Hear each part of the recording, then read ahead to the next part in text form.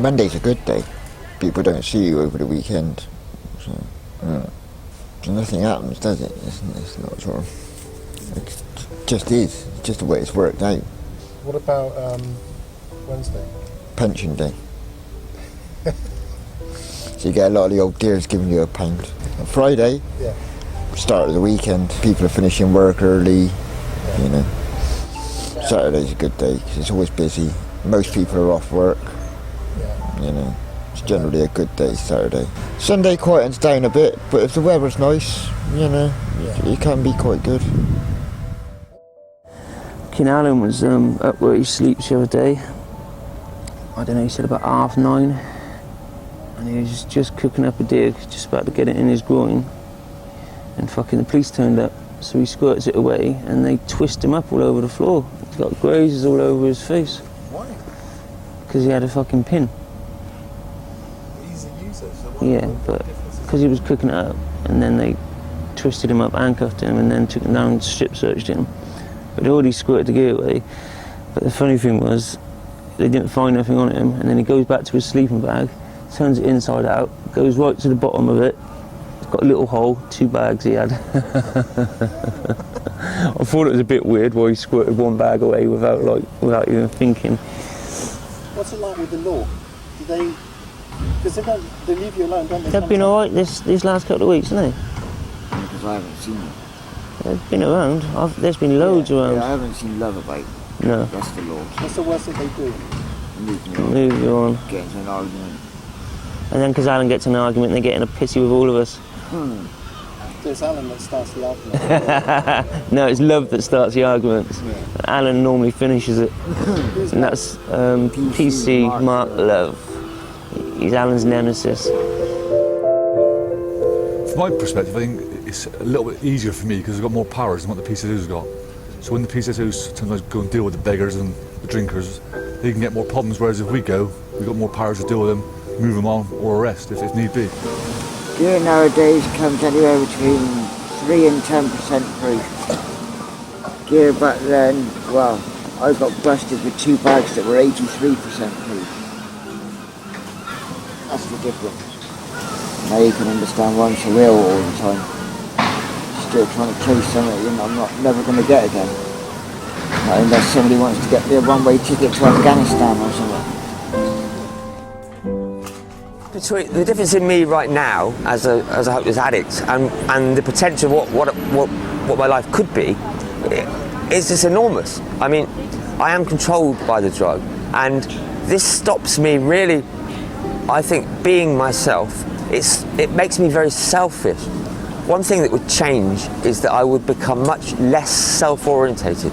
I would be much more focused on others, helping others, doing things for people, instead of having people doing things for me. I feel like a child sometimes. I feel like I need to have my bottom right. I would spend a great deal of time doing things purely for other people. And I would love, more than anything else, to go to bed at night and know that I could stay asleep as long as I wanted, and I wouldn't be awoken, haunted at 6 a.m. by the evil, torturous power of withdrawal kicking into me, making me have to get up and go out and find the substance. I think the reasons behind anybody not wanting to quit is fear of the unknown, fear of life without that that emotional blocker that drugs and alcohol provides. So that's what happens afterwards. So once they've been through the detox process, they come back out, and there's nothing to go to. No, it's a whole new, it's a totally new lifestyle. I think with anybody in addiction and anybody wanting to free themselves from addiction, A, they have to want to do it, and B, you have to be prepared to completely cut out that part of your life, or the people that were in that were part of your life then. Otherwise, success is limited at best, I think. Yeah.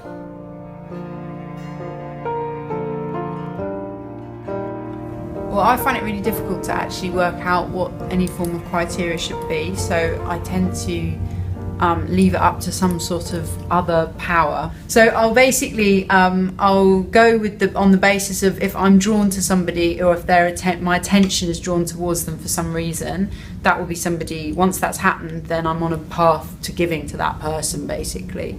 And then I have like a secondary level criteria, which is then to try and determine what is the right amount of money. And because I don't have a way internally of working that out, I base it on whatever's. I put my hand in my pocket and I always go for notes, because I feel ashamed giving somebody shrapnel when I know that I can afford to give them so much more. But the idea that I'm just going to take all my money out of my pocket and give them all my cash for the day doesn't feel sustainable as a system, because then I'd do that, if I'm doing that twice a day and going to the cash point, then I'd have to start trying to just take tenors out. I live in Cheltenham, and there are 3 or 4 homeless people that have a spot in the town centre that they sit to beg, and I visit them a few times a week, and specifically do give them a few pounds here and there, and I know exactly what they're using it for, and that's the reason I give it to them, because I'm in the same position myself. I do give money specifically to specific beggars for them to spend on drugs. Why do you do that?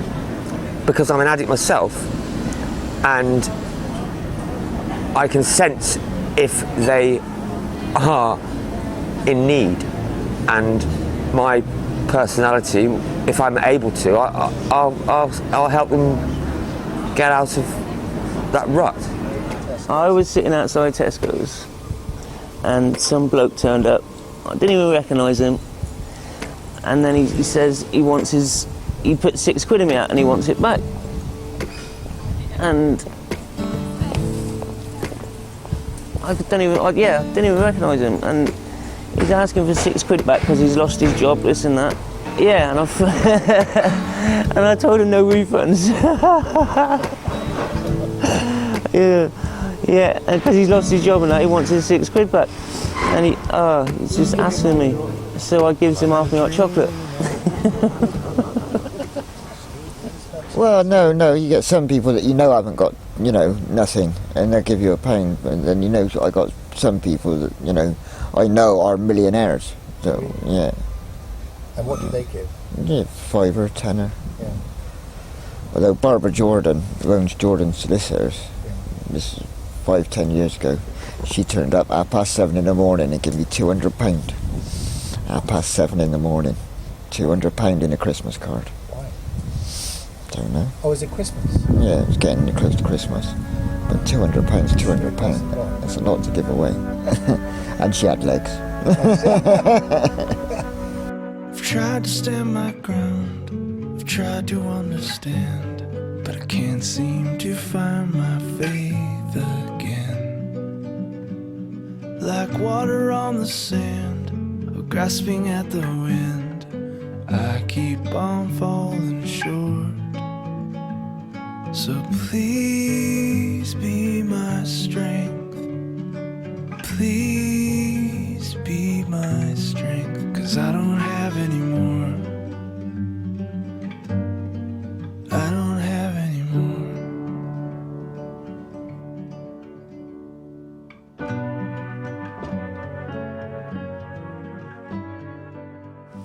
The nicest thing is when they actually sit down and talk to you properly.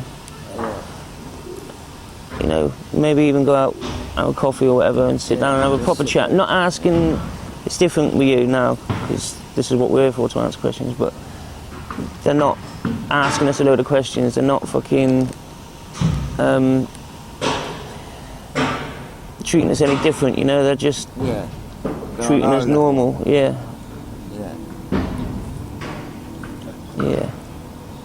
And even when people come and sit on the floor next to you, in the middle of the high street, and they don't care that people are staring at them like they're staring at us bad, that's quite nice, because they don't care what other people think. Yeah, it's nice. I've had people fucking shake their mouths off at people. Yeah, I got the manager in Tesco's in his suits, both of them, the new one and the old one, come and park their arse right next to me on the floor, and start chatting. They don't care what people think walking past, and was sat outside their shop. So they're pretty good. That's quite nice when people are like that. And if they want help. But they are offered support. It's up to them if they take it. Yeah. You know, they are offered support. As individuals, we can't really help them, but we can refer them to agencies that we learn about along the way. Yeah. There's One Stop, and there's Shack, and there's Gear in Gloucester, and they will help them fill out the forms and get on the list for somewhere to help to live. And if they want to get off the addictions, then they'll get help with that as well if they want it.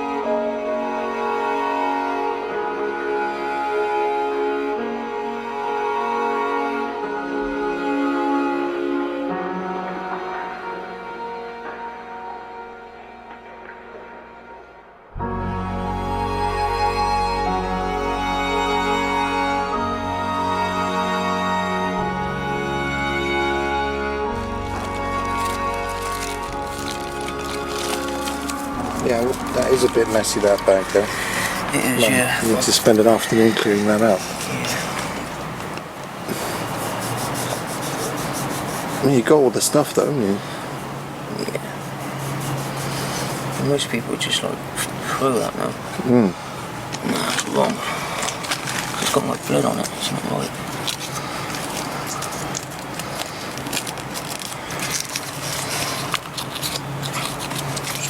So tell me again what you've got in here.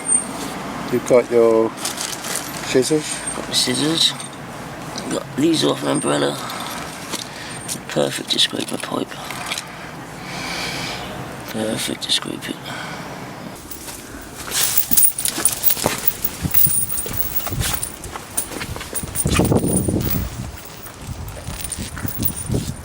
I'm gonna be gouched out in the bush for now.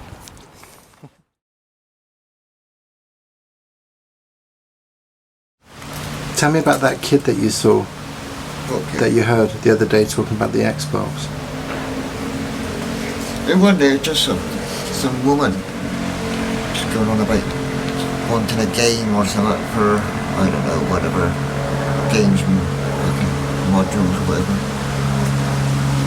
And then she already had an Xbox 360 and a Nintendo Wii or something, but she wanted a PlayStation. So. Alright, for some, eh?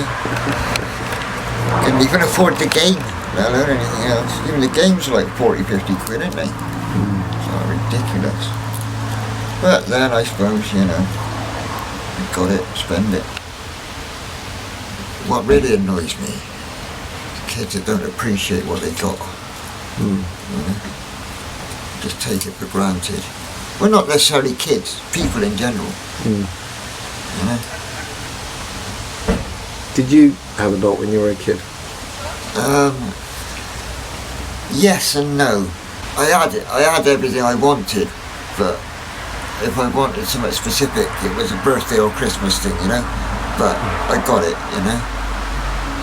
I wasn't spoiled as such, but you know, it was there. Until what age? 13. And then what happened? My dad died. Oh yeah. That changed things after that. Yeah, just a little.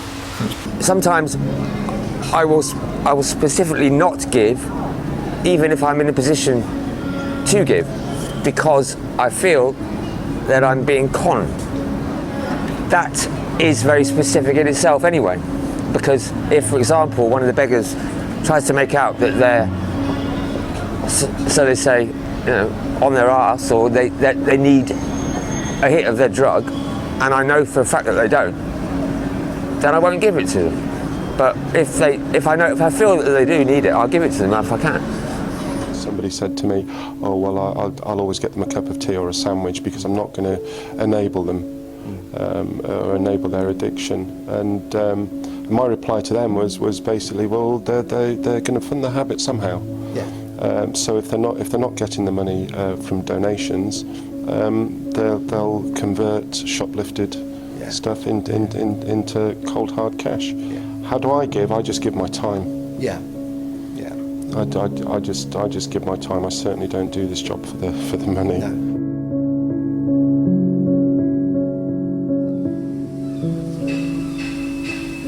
Do you ever worry about overdoing it one day and then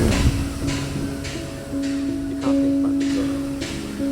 No, I used to. It just doesn't bother me anymore, It's got to that stage where I know my body's, not in, healthy or something that I'm not, I'd say I was bordering on 50-50. I'm not particularly unhealthy, but I'm not particularly healthy. So, This is a good sport. but we've got summer out the way. Well, we're in summer now, so I've got a few months to build myself up again a little bit for winter. And tried a detox 2 weeks ago. And what happened? Tell me what happened. It lasted a day. Why did it last a day? Because I was ill, really, really ill. I was still using, and I told that I could take these Subutex things, like I done it properly, like went, got a prescription through the hospital and everything. And within about 2 hours of taking these Subutex, I was that ill. It was unbelievable. I mean, ask Andy. Andy was stood across the road. Even had to get Andy to go off and score for me. I just couldn't move. I was really, really ill. And I thought, yeah, that's it. You told me yesterday. Yeah, I'd rather have a couple of bags than I would, Well, it's a bit of a vicious circle because they'll get arrested, they'll get dealt with through the procedure, but there's no real solution to their problem. So they'll come out and do it again because that's what they want to do. That's what they do. So it's a reoccurring cycle. Yeah. Until they get help. Yeah, until they get help. Yeah. Tell me what happened, Alan. I just finished doing my drugs. I had my back turned. Next thing I know, I'm eating concrete. In a big way. 3 coppers. 3 coppers? 3 coppers. And what did they do? They jumped at you while you were injecting them? No, they're not allowed to. Not while I've got a syringe on me. I checked the syringe down. As soon as I checked the syringe down, that was it. 2 of them jumped me. One had his knee in my back. One was handcuffing me. And one was on his radio calling for the van, whatever, to pick me up. And then what happened to your face? Let me see your face. That's just where they knocked me to the floor.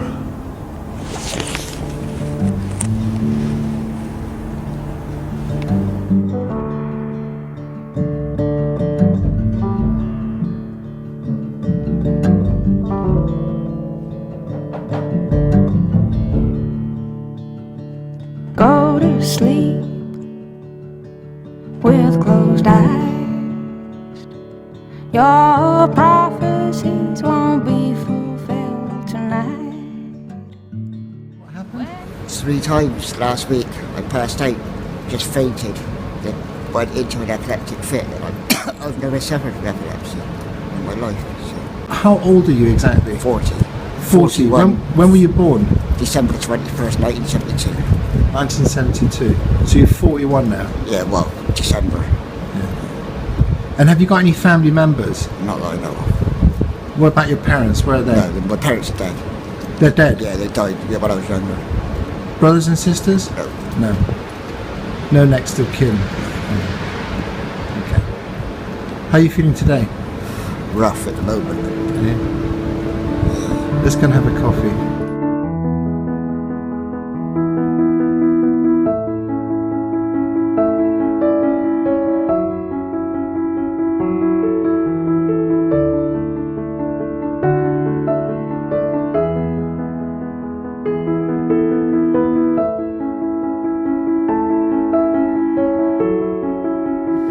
When I get somewhere a bit more stable to live, I'd like a big picture like that. Yeah, to put on your wall. Yeah.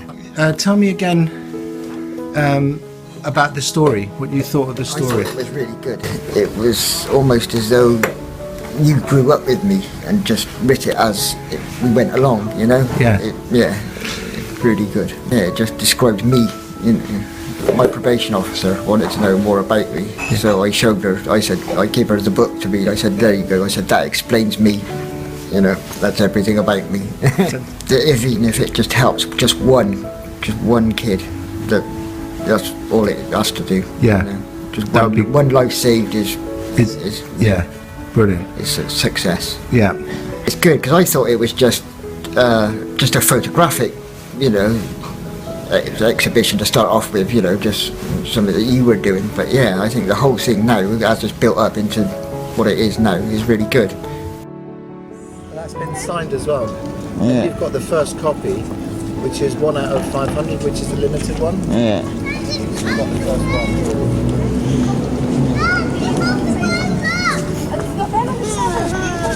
Very nice. Thank you. You're welcome. So, tell me how you're feeling today. Same as what I feel every day, but it's trying to find something to do to take up my time now. How have you been getting on with Turning Point? Very well, actually. What's been happening? Well, not a lot, but they've given me my own space, really, you know, along with helping me. And it's been really helpful having the support there. Yeah. How's it going with all the drugs and everything? It's difficult.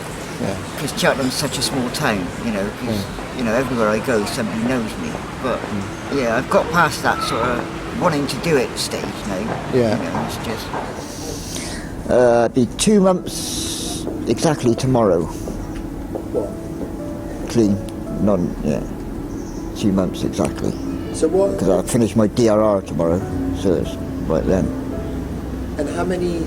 What do you use now? Instead of... Bit of cannabis, an 80 mil of meth. 80 mil of meth and cannabis.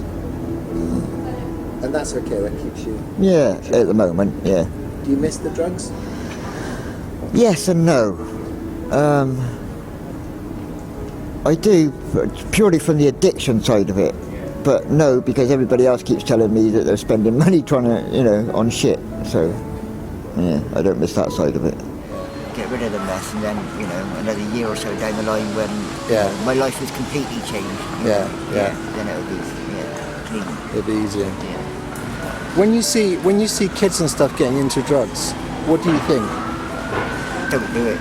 I do now because I know what the drugs are like now. You know, they're not half as good as what they were when I started out. You know, but I know, you know, from my own personal experience, you know, that one joint led to all sorts of things. You know, and I just don't want people to go down the way I did. People tend to stop and chat a bit now. I'm not so tense and having to make money. You know. Yeah, so they do. They tend to stop and they might chat for a couple of minutes, where before there's a pound or whatever, and they go, you know. It's probably because they were a bit scared of you because you had that crazy look. That need. That need, yeah. The only winner is the drug dealer. Yeah. And even then they're not winners, they end up getting banged up eventually. You seem a lot happier. I feel it. Yeah, you're walking better and stuff. Yeah. I feel a lot healthier. Have you been to the hospital at all to get things sorted? Because all the damage that you've done? No. Have you still got your pains? Yes and no. They do come, but not as violent is what they were. What do you think of the exhibition that's coming up? I think it'd be good. It'd be good if they do get the schools involved. Otherwise, it's just, I don't know, it'll just be another exhibition, won't it? You know. I think it needs to have a purpose to it. So, what about your patch? You've been moved on quite a lot recently. Are you allowed to go and sit there? Yes and no. I mean, begging's illegal anyway. Yeah. But I never give the police any hassle, you know. No. So if they ask me to leave, I just get up and go. Yeah, yeah. And I haven't got a reason to stay there now. No. Whereas before I had to be there, you know, to make money to buy drugs. Yeah. Part of the criteria anymore. Yeah. That's good. Well done. Well done for getting off those two, because they're the worst ones, aren't they? Every day's a struggle. Yeah. Every day's, you know. Yeah, even the police have been down and, you know, shaking my hand. It's really good. Congratulated me. On the project? Yeah, on the project. It's been really cool. Yeah. And what has the reaction been with other people? That's been good as well. Even, you know, people in my own position. Yeah. They've been really supportive. What have they said about it? Just, you know, well done. Yeah, it's been real good. You know. And have you been to see the exhibition? I have. Yeah. I think it's really good. I mean, really good. What have you done with your book? It's put away somewhere safe at a friend's house. So. If you ever need another book, I've got plenty. I wouldn't mind one to give to somebody. Yeah. It's to give to an old age pensioner. Yeah. That would be really appreciated. I'll get you a copy. But I think it needed somebody in my position to do it, rather than it just being an organisation as such, you know, saying stop taking drugs, you know, this, that and everything else, you know, somebody who's been there, you know, and done it. And, well, you know, me and yourself, you know, from experience, we know what it's like. I think that's why it's had it has a stronger impact. Yeah, that's it, because we haven't just read it out of a book. No. You know, we know what it's like, what, you know, we know what that addiction is. So. Yeah, I think people are really surprised that you did it, and also they're surprised that you're going to come to the private view. Yeah. Have you thought about rehab? You've tried that before, haven't you? Yeah. Why doesn't it work for you? Don't like being locked up. No. In any sense of the word. It's a locked up feeling. It's not good. Yeah. Comes from being homeless, you know. Yeah. I got my freedom out here. I can come, you know. But being it's nice not to have that pressure anymore. And is the methadone is working, isn't it? Yeah. It's still a struggle, mind. You know, there's still bits of me that says, you know, just one bag or just one pipe. But what's the thing that makes you the most happy? Not having that need. You know, and I got money in my pocket. You know, before that tenner would go straight into somebody else's hand for a bag of gear or, you know, crack or whatever. But now it's mine. I can do with it what I want. You know. I don't have any more. Congratulations, mate. Thank you.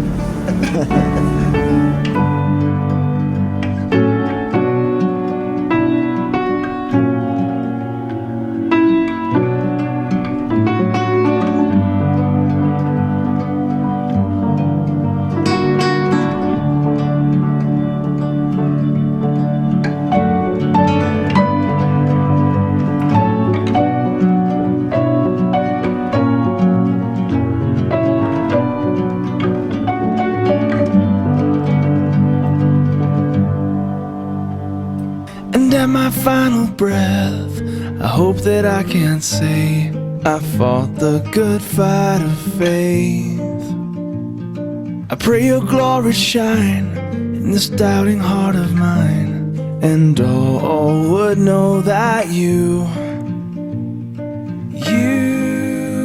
are my strength. You are my strength. You and you alone. Bringing me back home. Oh, you are my strength.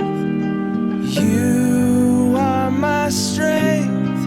You and you alone. Keep bringing me back home. It's you